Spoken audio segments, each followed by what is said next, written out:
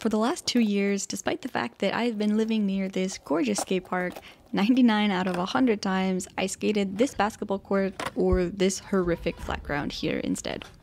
And after 2 particularly incredibly frustrating sessions in December, I stopped going to this park entirely for almost 6 months.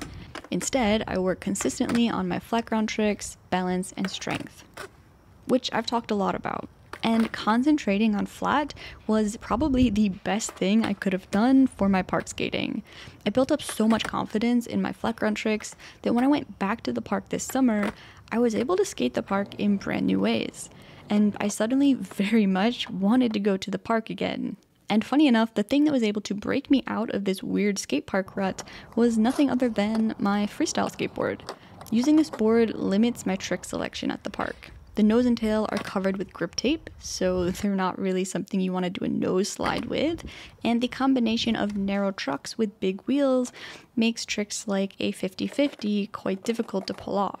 So I had to start skating the park in new ways when I got back, relying heavily on manual variations and flat ground tricks on and around obstacles, which turned out to be a ton of fun.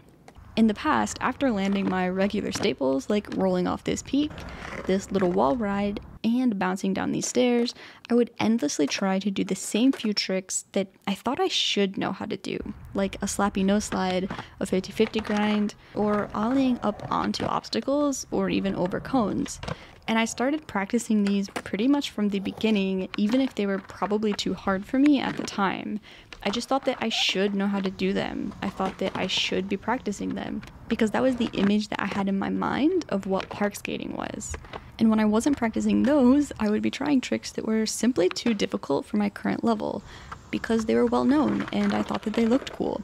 For example, in December, I really wanted to get a frontside 180 on this bank, which was pretty steep, despite the fact that I had never done any tricks on banks before, really. So it's no surprise that I couldn't get one. Most tries were not even close, and I was terrified. But if I'm being honest with myself, it was mostly because my frontside 180 wasn't in a good place. And I knew this, my body knew this. I had no confidence in this trick.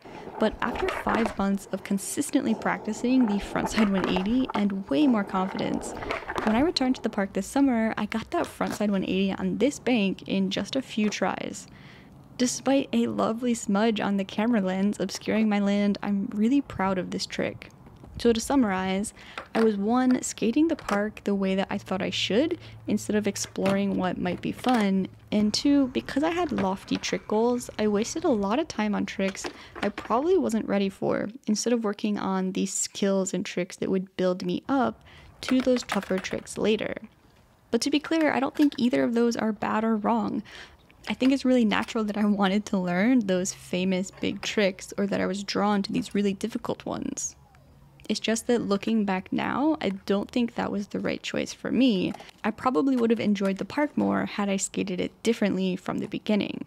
And I still want nose slides and 50-50s and such, but limiting myself with my freestyle board at the park somehow opened up more doors for me.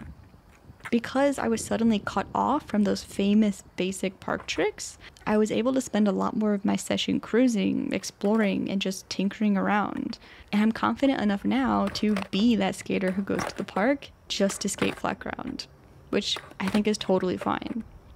Because I can feel it now. I have that motivation to make the drive to this park so that I can skate both. So I can work on getting new ollie flip tricks on banks. So I can try tricks off of this tiny mini ramp flat, so that I can do manuals literally anywhere and everywhere, and so that I can play with a lot of really nice, smooth flat ground.